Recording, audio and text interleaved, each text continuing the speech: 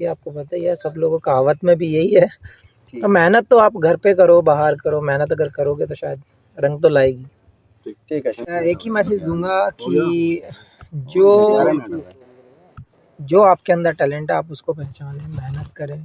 क्योंकि जब मैं यहाँ से गया था तो आप लोगों को भी पता है कि कैसी फैसिलिटीज़ थी या यहाँ पे क्या था। बहुत स्ट्रगल करने के बाद यहाँ से ये अचीव किया है। अब अगर आपके पास फैसिलिटीज़ हैं तो बस आपको हार्ड वर्क की ज़रूरत है, फोकस की ज़रूरत है। तो यही कहूँगा कि आप फोकस करें और हार्ड वर्क करते रहें। Thank you. दिन मैच होना था, इतने सारे भारतीयों की उम्मीद और लगातार अच्छा प्रदर्शन आपने किया। क्या किसी खास बैट्समैन को टारगेट करने की वो थी, क्या सोच रहे थे आप एक रात पहले? नहीं यार, एक रात पहले ऐसा कुछ माइंड में नहीं था क्योंकि कॉन्फिडेंस अच्छा था, स्किल अच्छा चल रहा था, सब कुछ अच्छा चल रहा था, प्लानिंग पूरी हो चुकी थी। हाँ, जब बड़ा मैच होता है तो हमेशा कहीं न कहीं हम सोचे नहीं, लेकिन प्रेशर रहता है हमेशा, कहीं न कहीं माइंड वहाँ पे वर्क करता रहता है। आप चाहें कि हम चिल हो जाएँ तो वो होता नहीं है, क्योंकि जब तक ख़त्म ना हो जाए टूर्नामेंट तब तक हम शांत बैठते नहीं हैं। तो ज़रूर थोड़ा तो कहीं न कहीं रहता है, मानते नहीं प्रेशर, वो बात अलग है। एक मुद्दा बहुत उठाता है कि पाकिस्तानियों का कहना है कि इंडियन बॉलर्स को जो बॉल अजीब नई तरीके से दी जा रही है, तो उनकी मानसिक स्थिति के बारे में क्या कहना है पाकिस्तानी? ओ भाई, ये नहीं बोल सकते, क्या ही बोले इस बारे में, क्योंकि आपको सबको पता है, हमें पता है। इवन उन लोगों के प्लेयर्स ने भी, जो सीनियर्स हैं, जो लेजेंड हैं, जिनको दुनिया मानती है, उन्होंने भी उनको एक्सप्लेन किया है, लेकिन उनकी समझ में नहीं आता। तो इसमें हम कुछ कमेंट्स नहीं कर सकते क्योंकि वो सोच ही वैसी है। अच्छा भाई, एक सवाल और, क्या आपके हिसाब से क्या टर्निंग पॉइंट रहा मैच का? क्या रोहित शर्मा की वो कैच या विराट का वो आउट होना अचानक बैट से बॉल लग के, क्या टर्निंग पॉइंट रहा मैच का? या फिर जो एम्पायर्स कॉल एक हुआ था, ट्रेविस हेड और लाबुशानी की जोड़ी वहाँ टूट जाती है एम्पायर्स कॉल का मतलब? देखिए, एक ही चीज़ थी, क्योंकि रन हमारे पास उतने ज़्यादा नहीं थे कि हम, अगर काश हमारे पास 300 रन होते तो हम इजीली डिफेंड कर पाते। लेकिन एक चीज़ पे ब्लेम करके मुझे नहीं लगता कि कोई फ़ायदा रहता है, क्योंकि ओवरऑल टीम को देखा जाता है कि हम कहाँ स्टैंड करते हैं। वो बहुत ज़रूरी होता है एज ए यूनिट वर्क करना और एज ए ग्रुप वर्क करना। तो मैं एक ही चीज़ बोलूँगा, शायद थोड़े से रन कम थे। क्या चंद्र भाई, आपकी यहाँ जो अब यूथ है आपका, कल आप आए, कुछ बच्चे आपसे मिलने पहुँचे, कुछ यूथ से बात हुई आपकी?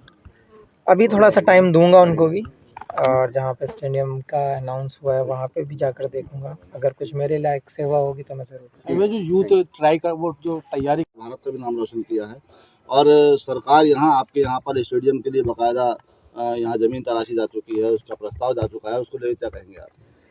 उसके लिए सबसे पहले थैंक्स बोलना चाहूँगा सरकार का भी, और जिसने भी ये स्टेप लिए हैं सब ने मिलकर, स्पेशली उत्तर प्रदेश सरकार ने, क्योंकि बहुत ज़रूरी है।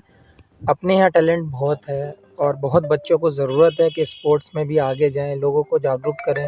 तो ये चीज़ टैलेंट के हिसाब से और क्षेत्र के हिसाब से भी बहुत ज़रूरी थी कि हमारे यहाँ पे एक अच्छे स्पोर्ट्स एकेडमी हो, स्टेडियम हो, जहाँ पे लोग अपने स्किल को जानें, लोग उसको, कुछ कोचेज़ उन लोगों को सिखाएं, कुछ बेटर करें। वो बहुत ज़रूरी था और ये मेरे हिसाब से बहुत अच्छी चीज़ हुई है यहाँ के यंग टैलेंट के लिए। शामिल भाई, इसी प्रश्न को मैं थोड़ा मॉडिफाई करूंगा। अब तो हम बैकग्राउंड से आप निकले, तो विशेषकर जो अब यहाँ के यूथ आप पर उम्मीदें करता है, तो आप क्या करना चाहते हैं उन बच्चों के लिए जो आपकी तरह आगे बढ़ना चाहते हैं? आप अपनी तरफ से क्या, मतलब मोरल सपोर्ट या और भी कुछ? देखिए, हमेशा से मैं बात करता आया हूँ, क्योंकि जब जो जनरेशन आ रही है, जो टाइम अभी का दिख रहा है लोगों में, जो हमारी ज़रूरतें बन गई हैं, तो मेरे हिसाब से एजुकेशन, हेल्थ, स्पोर्ट्स, ये सारी चीज़ें काउंट करके एक हम अच्छा कल्चर क्रिएट कर सकते हैं। तो उसमें मैंने पहले भी बोला था, अगर मेरी कहीं ज़रूरत है हमारे यहाँ के यंग टैलेंट को, यंग यूथ को, या किसी भी डिपार्टमेंट में मेरी ज़रूरत है, मैं खड़ा हूँ। और ये यंग जनरेशन को भी सोचना पड़ेगा कि हमें किस वे में जाना है, हमारा कौन-सा टैलेंट है। तो वो चीज़ें बहुत ज़रूरी होती हैं। हाँ, फैसिलिटीज़ कभी-कभी ऐसा होता है कि जब विलेज में नहीं मिल पाती हैं, लेकिन अब मुझे लगता है कि बहुत सारी चीज़ें सामने भी आ रही हैं, गवर्नमेंट भी हेल्प कर रही है इन चीज़ों में। तो अब ये यूथ का यही है कि आपको एक स्टेप ऊपर आना है, आपको अपना मैच्योरिटी दिखाना है, अपना स्किल दिखाना है और देश का नाम रोशन करना है। शामिल भाई, प्रधानमंत्री जी से आपकी मुलाकात हुई, क्या बातचीत हुई और आगे क्या रणनीति रहने वाली है?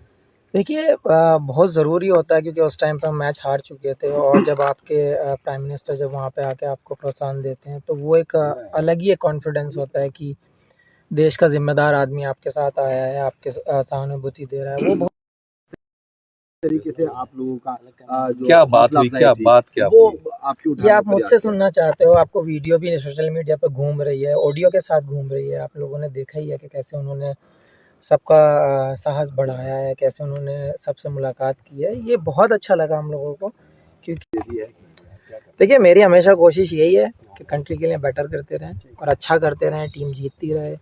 और मेरा यही कहना है कि सब लोगों को अपना 100% देते रहो, कंट्री को जिताते रहो। सौगात की तो हम कभी नहीं सोचते हैं, सौगात ये दी है, ये हमारा सौभाग्य है कि हमारे डिस्ट्रिक्ट के लिए एक स्टेडियम मिला है, उसको अच्छे से यूटिलाइज़ किया जाए, उसमें से कोई ना कोई प्लेयर बाहर निकल कर आना चाहिए, उस चीज़ पे हमारा फोकस होना शमी चाहिए। भाई फाइनल मैच से पहले एक मिनट सर, एक मिनट। खुल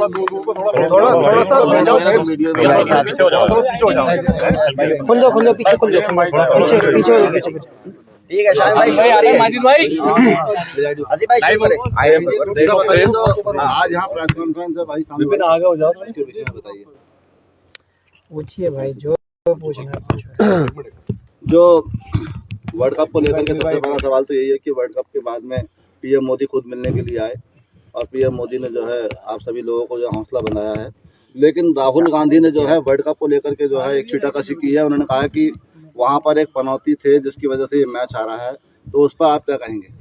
यार ये कंट्रोवर्सी वाले सवाल हमारी समझ में तो आते नहीं, क्योंकि आप इस सवाल को कंट्रोवर्सी में ले जाते हो। बेसिक चीज़ों पे ध्यान दो, जिस चीज़ पे आपने पूरे 2 महीने से मेहनत की है उस चीज़ पे ध्यान दो। ये पॉलिटिकल एजेंडा, ये जो चीज़ें आप जो बीच में लाते हो, मुझे समझ नहीं आता ये सब चीज़।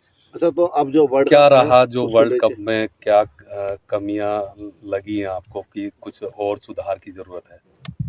यार ओवरऑल तो आपने देखा है कि बहुत अच्छा परफॉर्म रहा है सबका, क्योंकि 11 में से 10 मैच जीते हैं, 10 में से 10 जीते थे उस टाइम।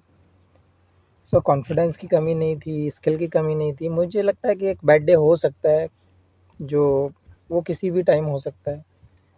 मेरे हिसाब से वो दिन हमारा नहीं था, मेरे हिसाब से कुछ एग्जीक्यूशन में थोड़ा सा, या फिर हम थोड़े रन कम रहे, वो सब चीज़ें आप काउंट कर सकते हैं। ऐसा कोई चीज़ नहीं थी जो हमें डाउन करे या मॉरल डाउन हो, कॉन्फिडेंस की कमी हो। शामी भाई रन भी बहुत ज़्यादा नहीं बन पाए और विकेट्स भी नहीं ली जा सकी, तो क्या शाम का वक्त हो गया था, पिच की कोई बात थी या ओस का कुछ इफेक्ट रहा बॉलिंग में? देखिए हमेशा आप लोगों ने देखा ही है कि जब शाम को बैटिंग होती है, डे नाइट मैच में जब सेकंड इनिंग आती है तो बैटिंग के लिए और बेटर हो जाता है विकेट, तो वो एक फैक्टर हो जाता है और विकेट थोड़ी स्लो भी हो जाती है, फास्ट बॉलर्स को उतनी मदद नहीं मिलती, तो वो एक रीज़न रहा है। सामी भाई आपने जो है था टीम का, लेकिन ऑस्ट्रेलिया के सामने फाइनल में हमारी टीम इंडिया कहीं दिखी नहीं। बैटिंग फील्डिंग में भी थोड़ी सी हमारे लूज पॉइंट्स रहे, तो क्या कारण था? क्या बड़े मैच का दबाव था या कुछ और बात रही? या वीआईपी का जो मोमेंट था, क्या वो भी एक प्रेशर था? नहीं यार, ऐसा कुछ नहीं था। हम कभी ये सोचते नहीं मोमेंट किसका है या फिर क्या होता है, और ज़्यादा ओवरथिंक हम करते नहीं है मैच को लेकर, क्योंकि जो प्रोसेस हम लोगों ने लास्ट 10 मैच में किया था, सेम प्रोसेस था, सेम एटीट्यूड था, सेम स्किल एग्जीक्यूट करने देख रहे थे, सेम प्लानिंग के साथ जा रहे थे।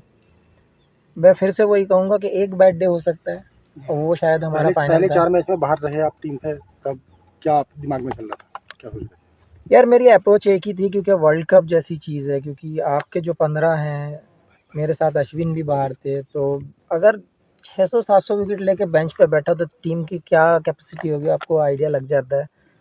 तो वहाँ पे कभी मैंने ये नहीं सोचा कि ये हमारा बंदा क्या करेगा, क्या नहीं कर रहा है, ये खेल रहा है, मैं नहीं खेल रहा हूँ।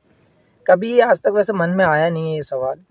मैं हमेशा यही चाहता हूँ, अगर मैं बैठा हूँ और कोई 11 प्लेयर खेल रहे हैं तो वो अच्छा ही करके आएँ, टीम के लिए बेटर करके आएँ, टीम को जिता कर लाएँ, वो हमारा मेन गोल रहता है। एक फोटो बहुत वायरल हो रहा है, जो रन 240 पे किया पाए, क्या पिच की कमी मानी जाए इसको? दोबारा पूछो।